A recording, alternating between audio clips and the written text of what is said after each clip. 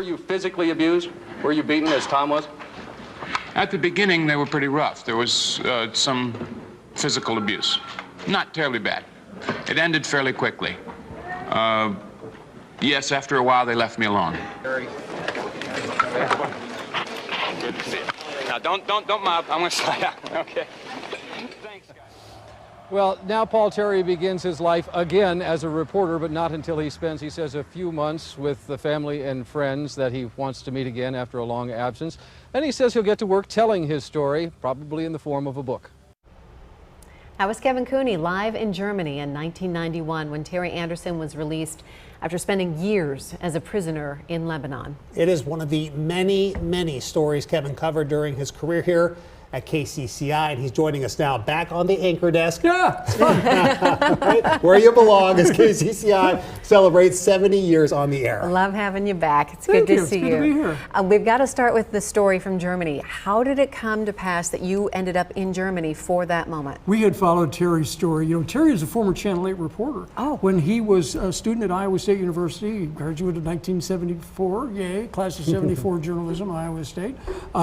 And he was a part-time employee, worked radio, did some TV and things like that. So he was people knew him, and he went on to work for the Associated Press and then eventually was assigned to kind of the bureau chief in Lebanon and was kidnapped in 1985, held hostage for almost 6 years, along with Tom Sutherland, who was another Iowan. His father-in-law was actually the one who created Living History Farms, and Tom was, strong connections to Iowa State University. So when Tom Sutherland was released, we kept that story alive for 5-6 years with Terry and Tom, and so when Terry was released about 10 days later, it was like, okay, hop on the plane back, and we're going to go do this all over again, and it was just.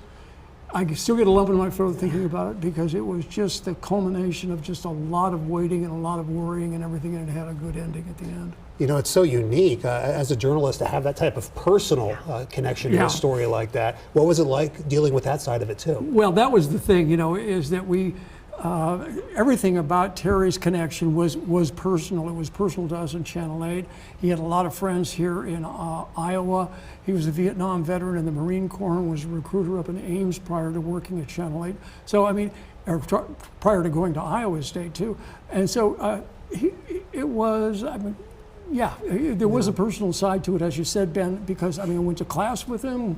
We commuted back and forth to Des Moines, back and forth to Ames and everything like that. So we kept it close to our heart. Yeah, extraordinary that you were able to be there and help welcome him home. It was fun.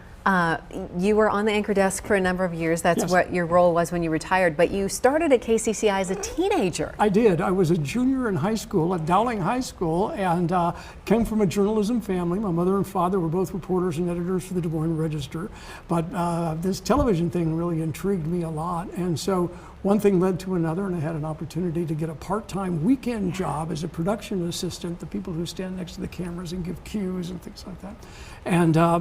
And that's what got me started. But it even goes back before that. When I was a Cub Scout, I was on Bill Riley's variety theater in the afternoon as a fourth grader or third grader or something like that. And I saw what they did in the TV station. Like, people get paid to do this. This is amazing. I want to do this. And so, I was one of those people who was lucky enough to do what I wanted to do all my life. Yeah, and you transitioned from production assistant to then sports? Right, in sports, did a little sports because my sophomore year up at Iowa State, I had the opportunity to move into the sports department, which was kind of the traditional way to get into the newsroom back then. You do a little stuff in sports, kind of do your internship, so to speak, and then work into news or stay in sports, whatever the case may be. But I worked with Pete Taylor, who was one of the best bosses you ever could have hoped for in a lifetime, and he allowed people to be creative and do all sorts of wonderful things. And then eventually in about 1973, 74, I got into the newsroom. If there's somebody who's done it all in a newsroom, it's this gentleman sitting right next to us. I want to talk about another big story that you covered. You had the first interview with President Clinton after the Oklahoma City bombing, but that's not initially what you were going to talk to the president about. No, there was going to be an agricultural summit in a few weeks after that, and we were invited to come to the White House along with other TV stations and talk a little bit about what was going on at this agricultural summit up at Iowa State. It so happened that morning was the morning of the Oklahoma City bombing at the Murrah Federal Building. And we figured, well, our interviews just got blown off the map. We're not going to be able to do that. We checked with the White House, and sure enough, they said, no, still plan on coming over. We'll still do the interview. And sure enough, we did, and we had the opportunity to talk to the president. And it was interesting because he had given a statement earlier to the press in the press room and stuff and talked about it, and he kind of gave us that same reaction. But I just had to ask the follow-up question, which was, well, how did you feel? How did the staff feel? As you were watching these pictures come in?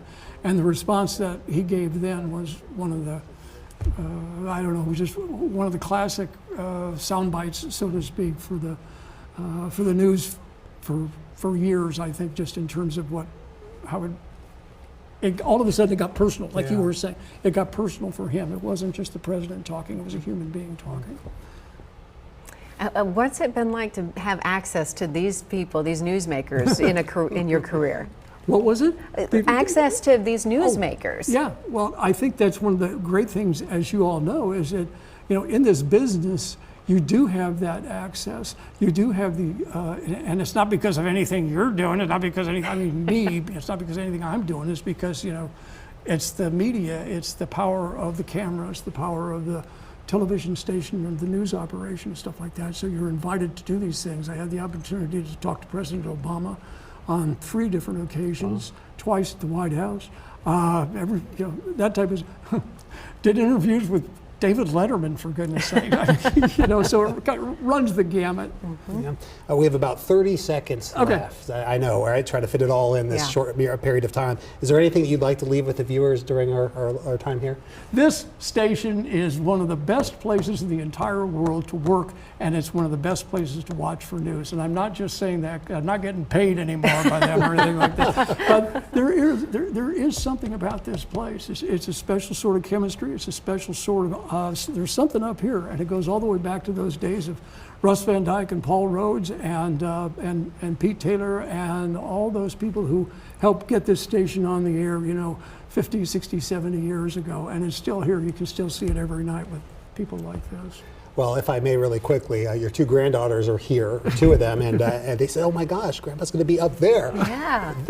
Girls, this is where he belongs. So anyway, and he's made such a difference in their life, everybody watching, so just thank you for the path that you've blazed for somebody like me who's now in that position. You're doing a wonderful job. So, well, you are. I just hope to make you proud. Welcome to the circus. Yeah, that's right. That's right. And it's been wonderful to have you back and share stories with us. Thank you. Well, thanks for the invitation. And it was great to sit next to you for 10 years. Yeah, well, I enjoyed it too. Yeah. Indeed, right? But I can't talk unless I'm on her. We've got to be on this side. Yes, exactly.